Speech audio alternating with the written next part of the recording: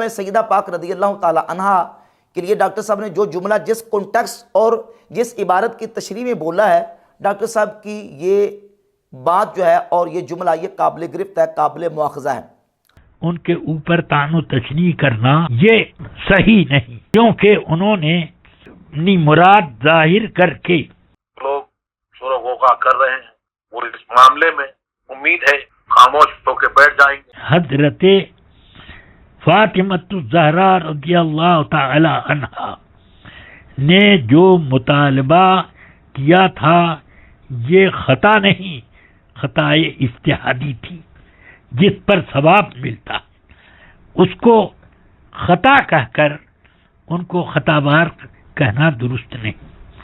اس لیے میں مناسب جب اس سلسلے میں خطا کا لفظ استعمال کیا گیا اور انہوں نے یہ وضاحت کر دی کہ اس سے مراد میری خطا اجتہادی تھی، وہ تو شریعت میں خطا اجتہادی ہے لہجہ بھر، اور وہ کوئی جرم نہیں، وہ غلطی نہیں، وہ گناہ نہیں، وہ خطا ہے جس پر کہ اجر ہے اور ثواب ہے، جس کو خطا اجتہادی کہا جاتا ہے۔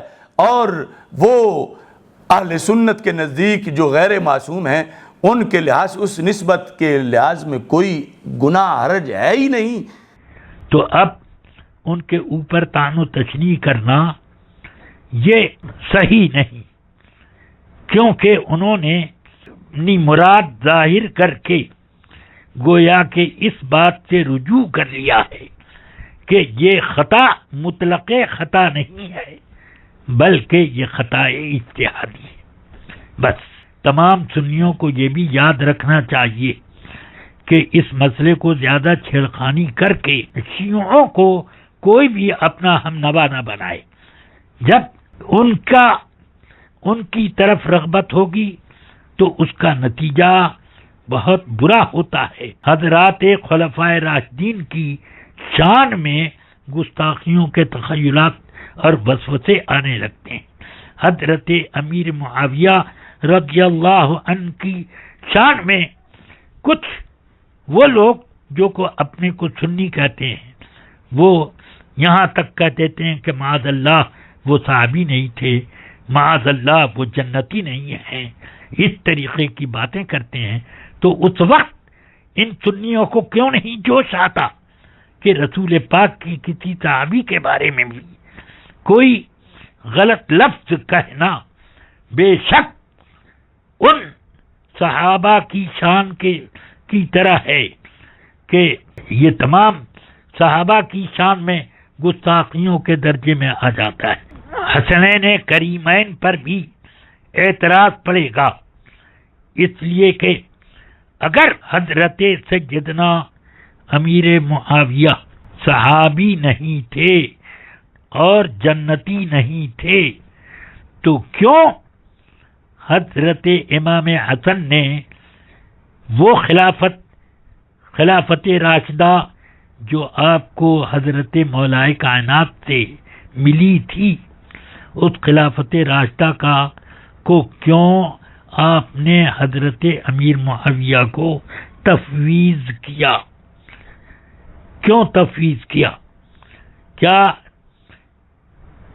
یہ کہا جائے گا کہ تقیہ ہے؟ تو پھر سوال یہ آئے گا کہ حضرت علی نے یہ تقیہ کیوں نہیں کر لیا؟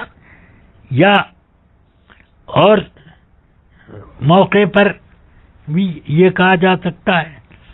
اس لیے امام حسین رضی اللہ تعالی عنہ بھی امیر معاویہ کے زمانے میں رہے ہیں، مگر انہوں نے آپ سے یعنی امیر معاویہ سے اپنا وظیفہ لینے میں کبھی انکار بھی نہیں کیا۔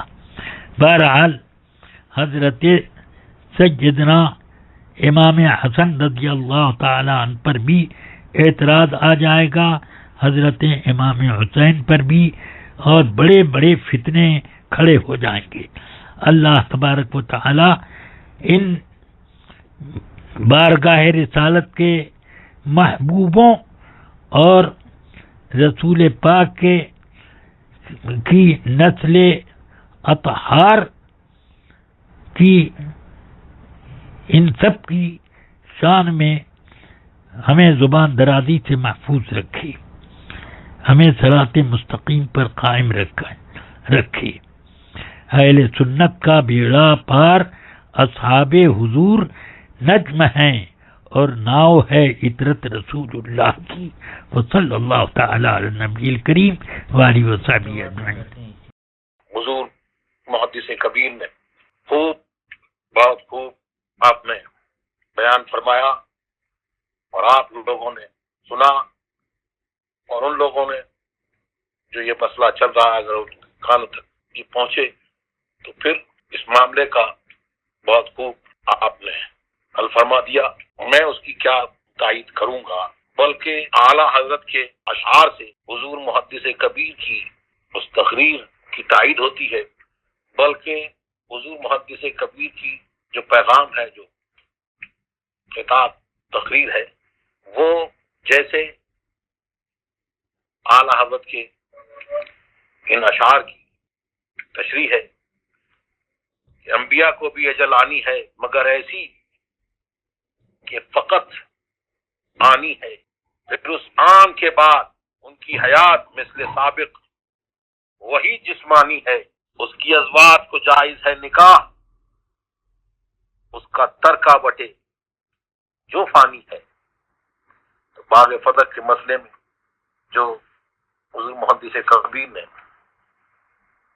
پیغام دیا ہے اور جو بتایا ہے، تو اب جو لوگ شور و غوغا کر رہے ہیں وہ اس معاملے میں امید ہے خاموش ہو کے بیٹھ جائیں گے، اور رافضیوں سے جو صحابہ کرام کی شان میں گستاخیاں کرتے ہیں اور ان کے بارے میں اس بہانے سے سب و شتم کرتے ہیں، ان سے حساب لیں گے اور ان کو بتائیں گے کہ محبت اہل بیت کیا ہے اور کس طور سے ہوتی ہے۔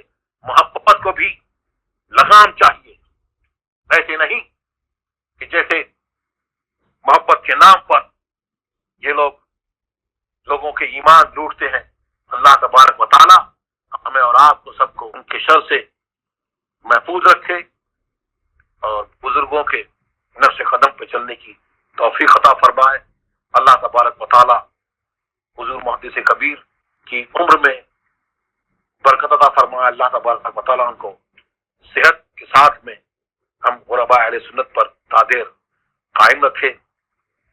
وآخر دعوانا الحمدللہ رب العالمین۔ السلام علیکم ورحمۃ اللہ وبرکاتہ۔